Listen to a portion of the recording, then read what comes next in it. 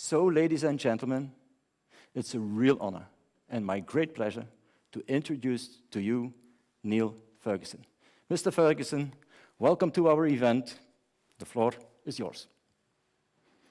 Thank you very much indeed, Johan. I'm almost relieved that Astrid isn't playing an introductory theme tune for me, especially after your reference to my past enthusiasm for punk rock.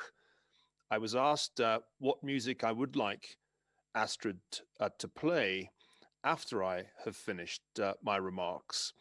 And at first I thought of Schubert's Winterreise, because it does seem as if Europe is in the midst of a long winter journey, which is far from over. But as you'll see when I conclude in perhaps 20 minutes from now, that's not the music I suggested, because I want to end what I have to say on an upbeat note. What I'm going to try and do is set the future of Europe in a global perspective, and in particular to set the impact of the COVID-19 pandemic on Europe in a global perspective. This is an enormous challenge because it amounts to writing history before the event is over. The pandemic is not over. A year ago, when I first wrote about it, just after the World Economic Forum at Davos, I observed that a global pandemic was certainly on its way. And one of the first lessons that history has to teach us about global pandemics is that they come in waves. They are not over in a matter of months, but extend over more than 1 year.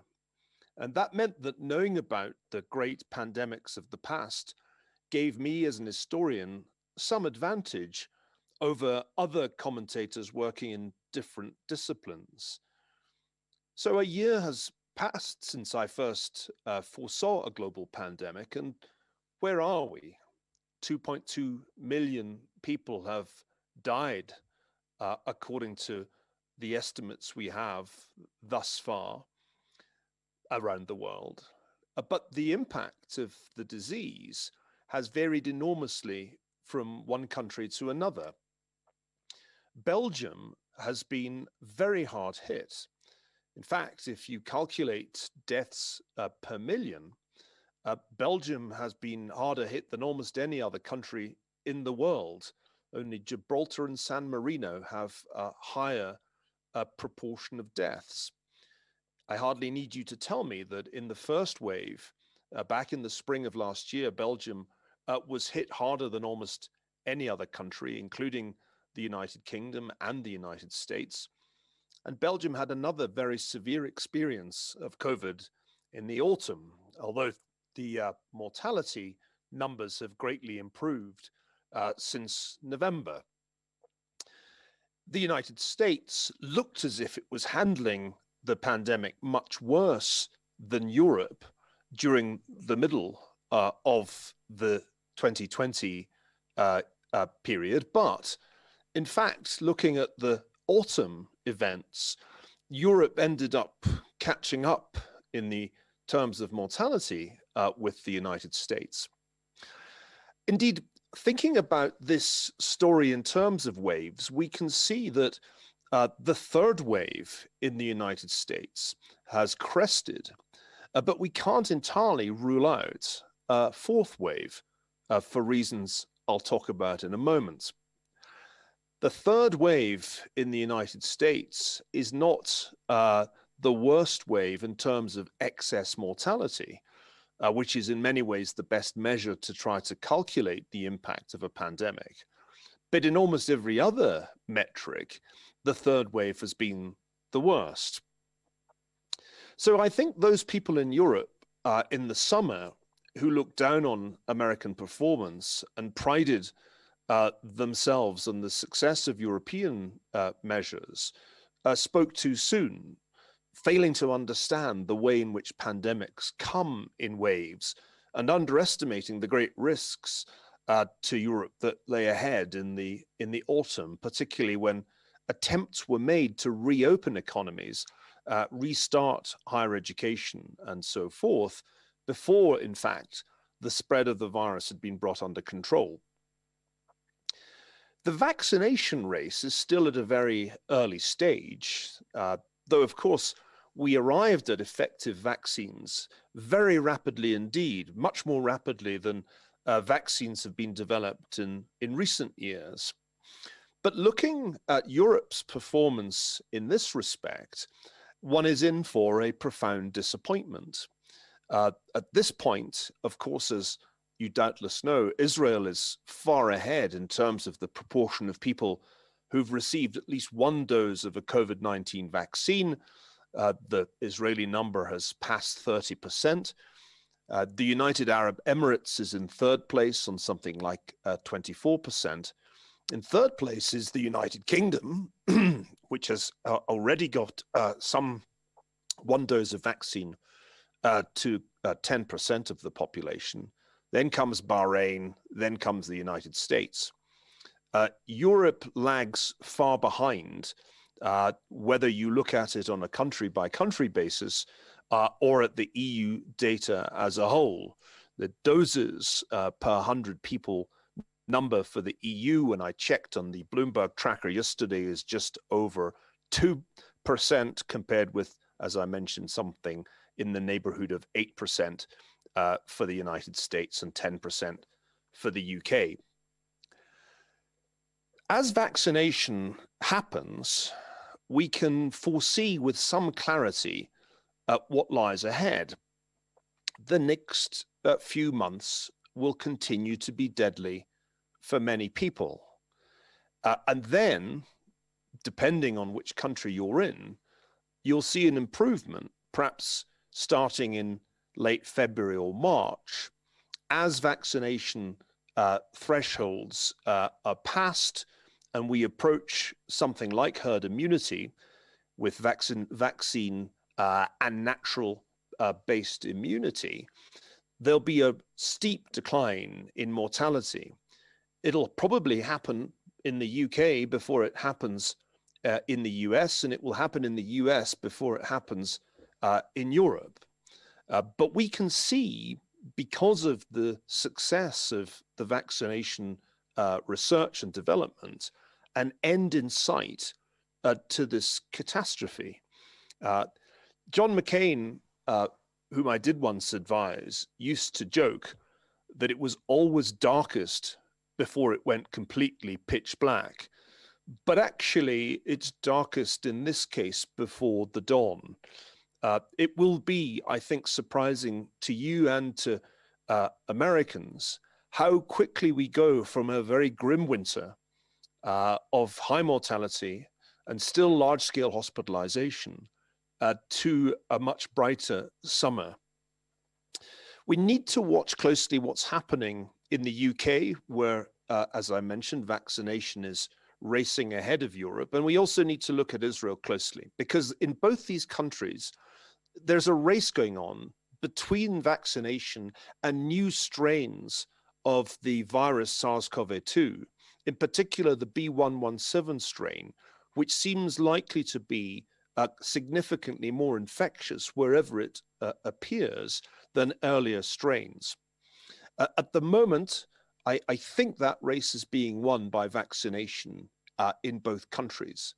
But what I can't tell you with any certainty is what happens if B.1.1.7 spreads rapidly across the United States.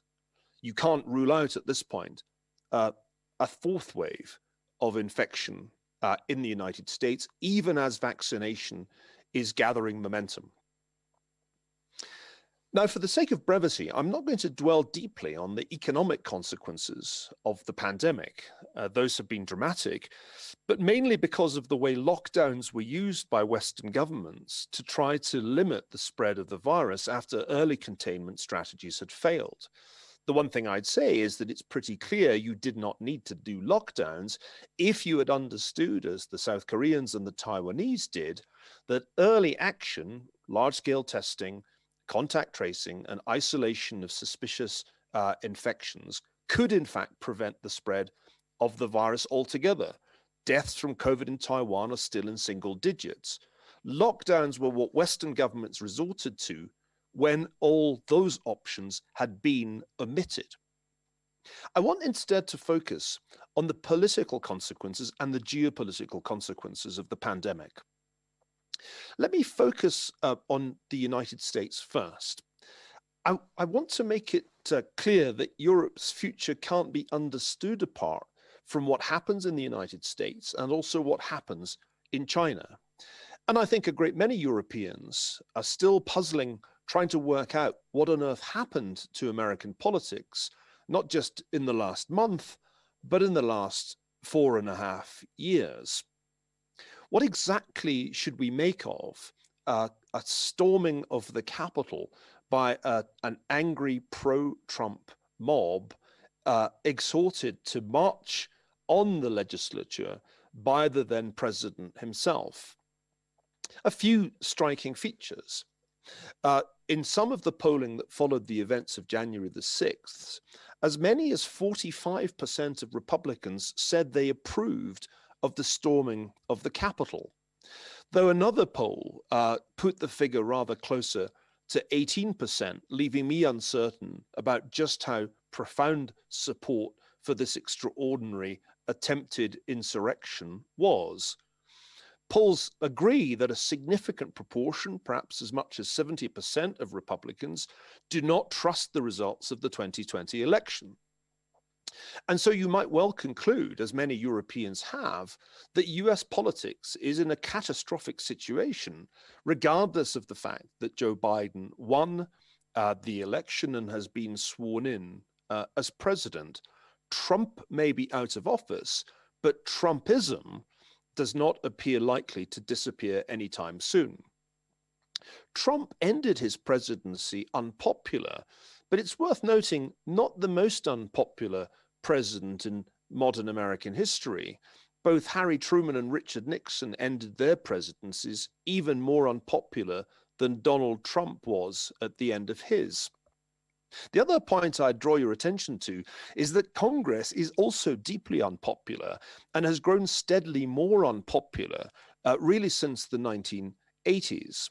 And this hostility to Congress is a part of, I think, the peculiar pathology of Trumpism. Now, Europeans are very optimistic, I find, about the Biden administration.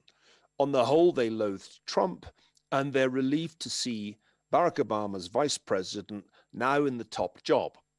What I want to do briefly is tell you about 6 events that could derail the Biden administration and disappoint, as a result, many Europeans. The Prime Minister of Britain back in the 1950s and early 60s, Harold Macmillan, was once asked what his biggest problem was as Prime Minister, and he replied, "Events, dear boy." Well, let me tell you about some of the events that I, as a historian, anticipate coming along pretty quickly to spoil the enthusiasm that has greeted the Biden administration's early days. One of them is the virus itself. At the age of 78, Joe Biden is the age Ronald Reagan was at the end of his presidency. And even without a pandemic, would have, according to the Social Security actuarial tables, a 5% probability of dying within a year of being sworn in as president. And then you have to add into that the risk posed by the virus itself, which of course has disproportionately hit men in their 70s and older. Let's not rule out that we could be talking about the Harris administration much sooner than most people, I think, assume. The second thing that could upset the Biden administration's trajectory is immigration. It's already clear, because of a raft of executive orders relaxing immigration rules, that there will be a new surge of interest from south of the border, particularly from Central America, in getting into the United States, especially as Joe Biden is talking about a path to citizenship for all illegal immigrants. The third event that's already, I think, a very disturbing feature of American life is the big increase in homicide, in violent crime that we've seen since the summer protests that occurred following the death of George Floyd in Minneapolis in the early part of the summer. These increases in homicide are really dramatic. The homicide numbers are up 74% in Seattle, to give you just one example. The fourth problem, which I think is going to loom pretty soon, is the sheer scale of debt that the United States has accumulated as a result of the pandemic and is going to continue to accumulate under President Biden's plans. The trajectory of the federal debt has undoubtedly an alarming dimension to it. We're already above where the federal debt was at the end of World War II. And we could see that ratio to gross domestic product doubling between now and mid-century on present policies. If nothing else, the combination of fiscal and monetary expansion almost certainly means a weaker dollar in the coming months. And it's not even clear that the Federal Reserve and the US Treasury will mind a weaker dollar. Event 5 brings me to China. China's rise in many ways explains Donald Trump's accession to power. It was his willingness to change policy on China that was one of the vote winners back in 2016. China is on course to catch up with the United States in terms of gross domestic product, perhaps as soon as 2030, or at least the early 2030s.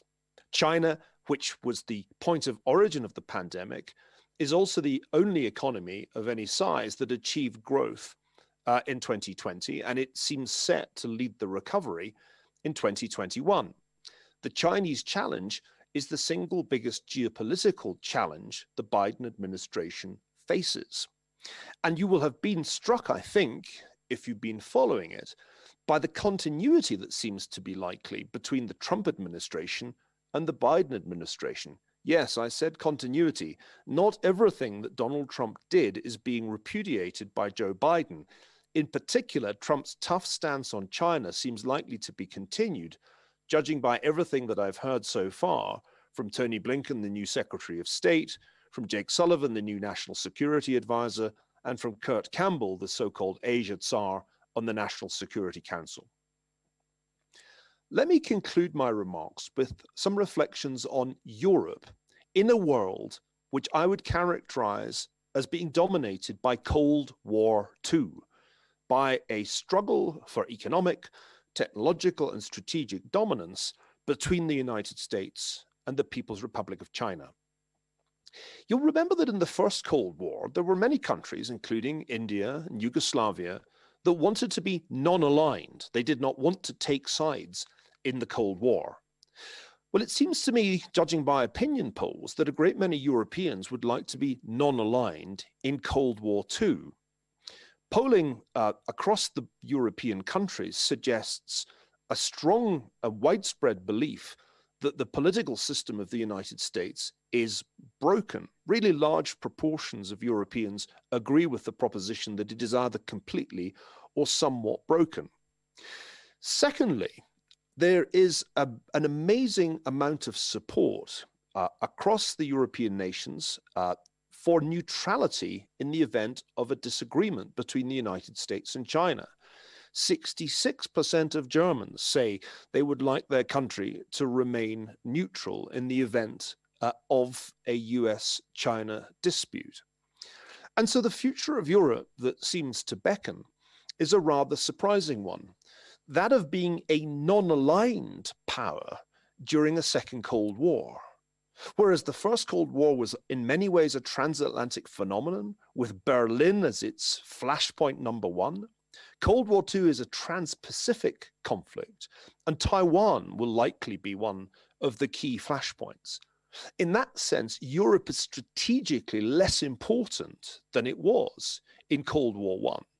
And that may explain this preference for non-alignment that we see amongst many voters. Let me conclude with a final observation.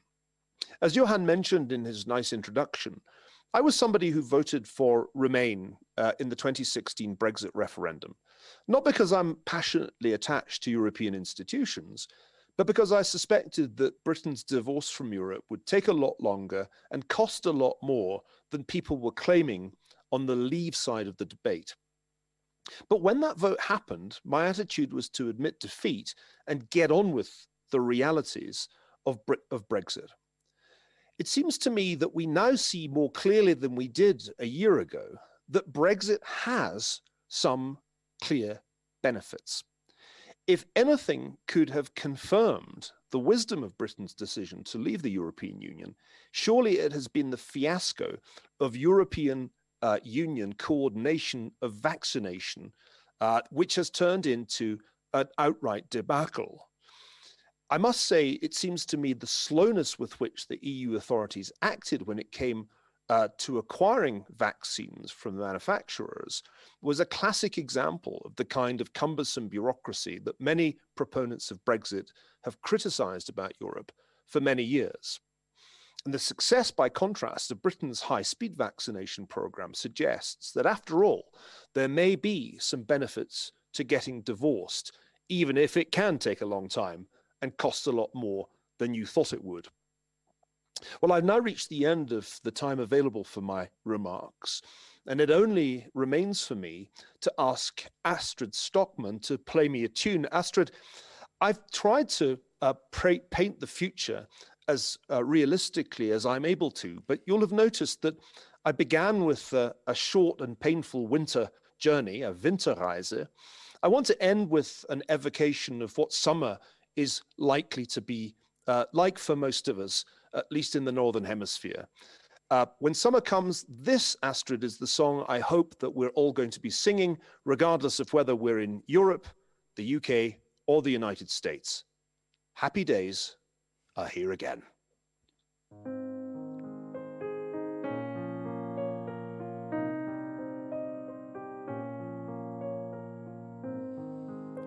Happy days are here again, the skies above are clear again, so let's sing a song of cheer again. Happy days are here again. Hold together, shout it now, there's no one who can doubt it now. So let's tell the world about it now. Happy days are here again.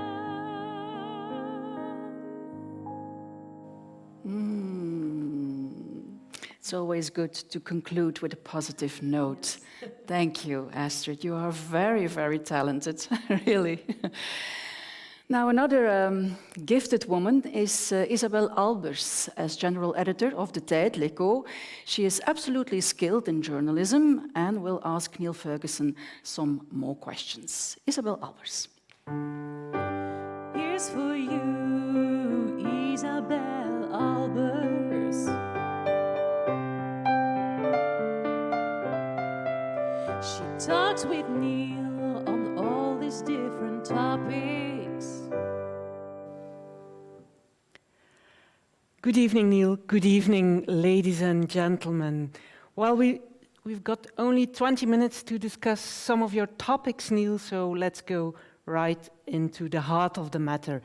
About the pandemic, it's not over yet, you showed it, but when such a disaster strikes, we ought to be better prepared than we used to. Yet, you say, and it looks like, that we're getting worse, not better, at handling these disasters. How come? You call it the politics of catastrophe. How come? Well, Isabel, that is the subtitle of my new book that will come out in May with the title Doom, The Politics of Catastrophe.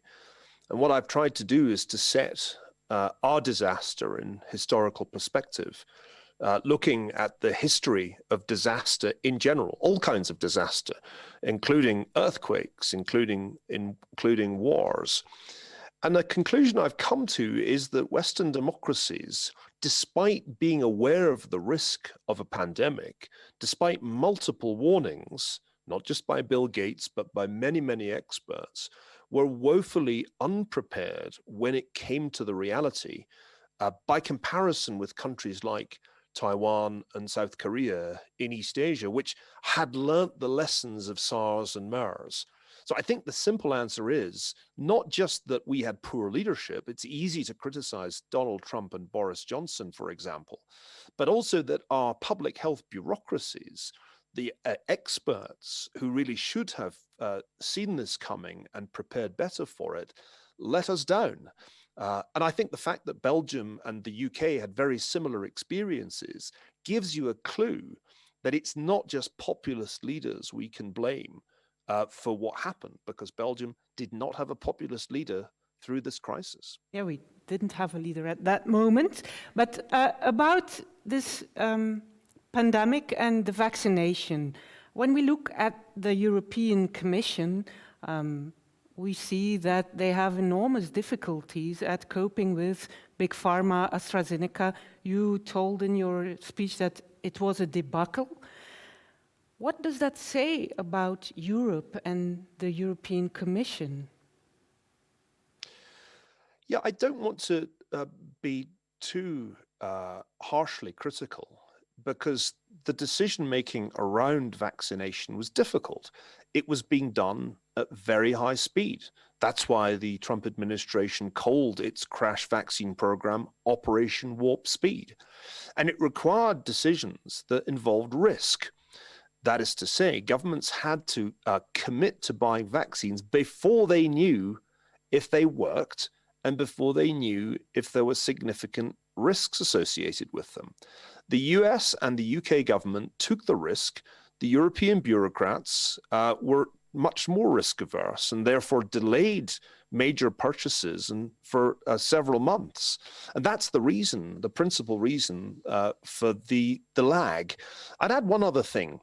What we see here is the importance of subsidiarity. European integration should not be European centralization, but all too often that has been the tendency. And I think if one looks back at successive crises that the European Union has grappled, the financial crisis, then the migration crisis, and now this crisis, one's bound to conclude that things have gone poorly because of bad decisions at the central government, or by the big or biggest countries in the EU. It's not that I'm celebrating Brexit. I still think that ultimately Britain will be the poorer of having left the European Union 10 years from now. But what I do celebrate is the proof that decentralization of decision-making really is preferable. And that's an important lesson for us all to learn from this crisis. It's a reason we shouldn't idolize the Chinese system, as some people are tempted to do. China's highly centralized system was the reason that this pandemic began in the first place, because when it first began, which is now more than a year ago, the centralized Communist Party system sought to conceal the extent of the danger. China and the pandemic. You said in one of your articles, the pandemic is for China very much like Chernobyl was for Russia. But if we have a look at the economic dashboard, we see that China is up and running again, while Europe, for example, is still suffering very much. So why do you say a Chernobyl moment for China then? Well, actually, it's a worse disaster than Chernobyl by far. Not many people died as a result of Chernobyl. And almost nobody died outside of the Soviet Union, even although radiation spread all over Europe. By contrast, as I mentioned, we're looking at 2 million deaths around the world from COVID-19. And I do believe that if the Communist Party had been honest and transparent in December and early January, at the beginning of this crisis, that number would have been far smaller. So in fact, it's a worse disaster than Chernobyl. Now, it's true that the Chinese economy is in much better shape than the Soviet economy was in the late 1980s.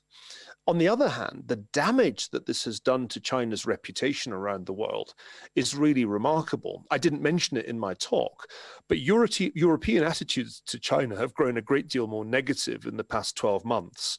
Now, that's the other side of this story I told about European non-alignment. I do think that the generation of political leaders in Europe who wanted a good relationship with China, such as Angela Merkel, will soon be leaving the stage, and their successors will be a good deal more hawkish and skeptical towards China.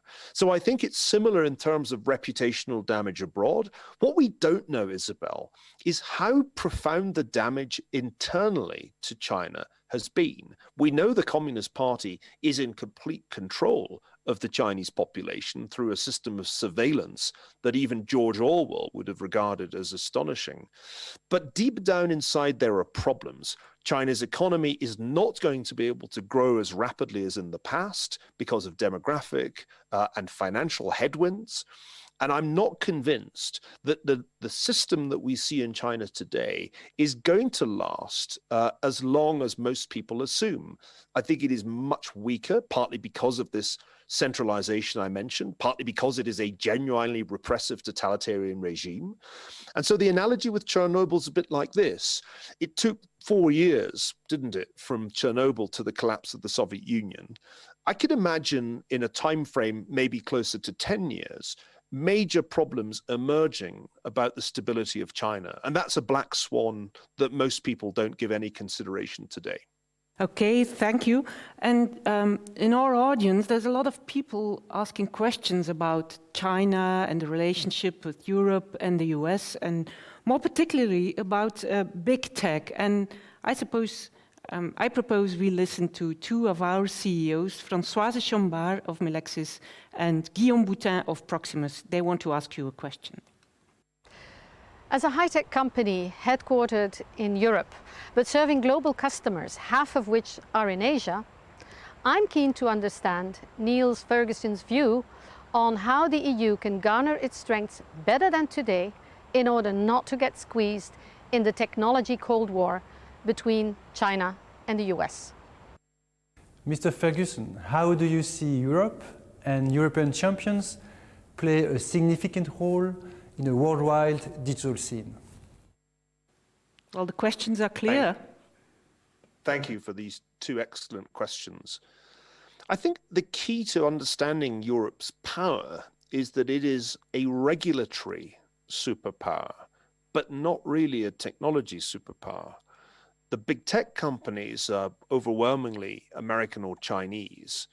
And that's because the Chinese were able to build their own versions of the American big tech companies behind their great firewall. Essentially, they used methods that Europe was not able to use to compete with the United States.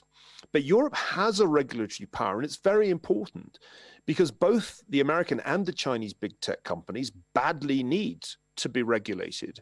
And they are not going to be regulated by the US Congress, as far as I can see, because the American political class, for reasons there's no time to go into, is not really serious about curbing the power of Silicon Valley. The Chinese problem is the opposite problem. The big tech companies in China are controlled by the Chinese Communist Party. So what Europe needs to be doing is creating or helping to create a global regulatory framework which meaningfully protects individual users, their privacy, protects their data, and limits the power of these all too powerful corporations. The real coup that happened in the United States on January the 6th this year was the coup by the big tech companies against Donald Trump, not that hopeless populist mob that stormed the Capitol. And the fact that Donald Trump could be cancelled, even while he was still president, by a handful of chief executives, Mark Zuckerberg, Jack Dorsey, Jeff Bezos, that is an extraordinarily dangerous state of affairs, not just for the United States, but for all democracies. So this, I think, must be the key. But Europe needs to lead in setting global digital standards. On the second question, I think it's difficult. I don't see how Europe easily can compete at the level of software because it simply cannot get the economies of scale that you see in the US and China. But in the realm of hardware, I think Europe is still an important contender. And we'll all one day look back and ask, why it was that with the advantage it had in companies like Nokia and Ericsson, Europe did not compete better with China, with Huawei, in the rollout of 5G networks. I'll leave it there for the sake of brevity. Okay, thank you very much. Let's get quickly to the new president, Joe Biden, the new Joe Biden era. You say, well, it will be pretty much the same. He has another style, decency is back, but you expect that events, my dear boy, events will determine whether he will be successful or not. But what about his economic policy? When we look at the first week, he seemed to stress America first as strong as Donald Trump did. Will there be a difference? Well, as I mentioned, the obvious continuity so far is in China policy, but closely related to that is the America First element, and indeed the fair trade element in what Biden campaigned on and is going to do. The Buy America provision is already part of the raft of executive orders we've seen since the inauguration. And I think it's a reminder that however much you hate Donald Trump, and Europeans by and large hate Donald Trump, he did change the direction of US policy fundamentally on China and on trade. And those are not things the Biden administration is going to change. In fact, I don't think the Biden administration is going to be able to turn the clock back to the Obama years in many ways at all. Actually, what we'll see are two important things. First, they did learn from the Obama era that if you are going to get the economy going again after a crisis, you need to go large in terms of fiscal support. And they are going to. And I think they may even overshoot, because I don't think this crisis is like the financial crisis. Actually, the economy is going to come out of the pandemic roaring by the summer of this year. An additional fiscal stimulus may turn out to be superfluous, but that is the lesson that they learned from the Obama years. The second point to notice is that the Democratic Party has moved much to the left since Barack Obama was president. And that left-wing element personified by Alexandria Ocasio-Cortez will have to be appeased by Biden on multiple issues.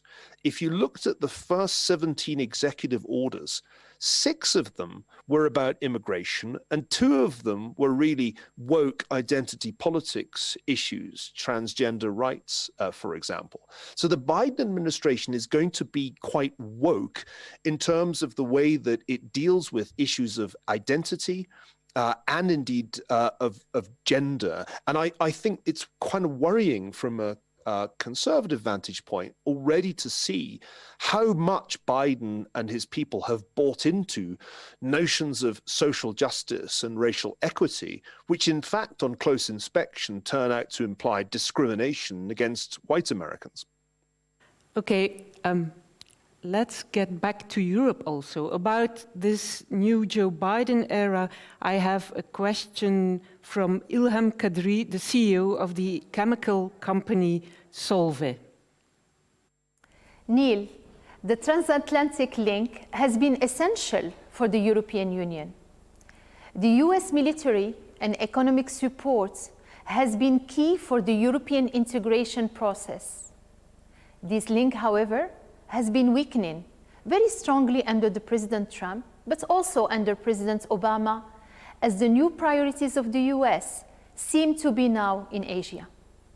How would you assess the need for the US to review the transatlantic relationship in the context of the increasing Sino-American rivalry, and how could Europe position itself in this?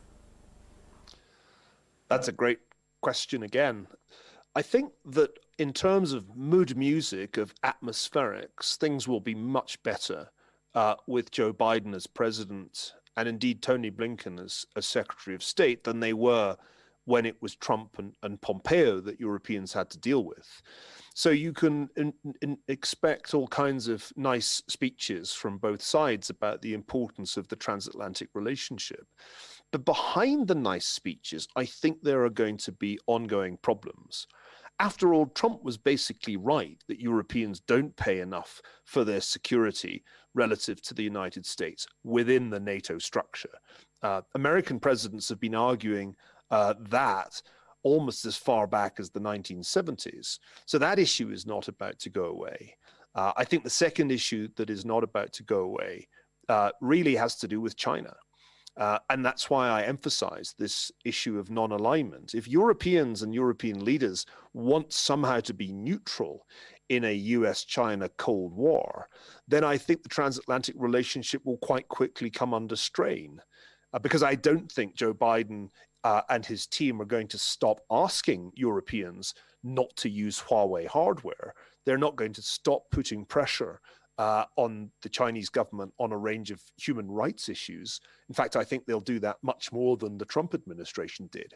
So I think once we get past the speeches that will happen, no doubt, at Davos and in Munich, the speeches that will be made when Joe Biden visits his European counterparts on key issues of substance, in particular security and the China question, I don't think the transatlantic relationship is actually going to get massively better.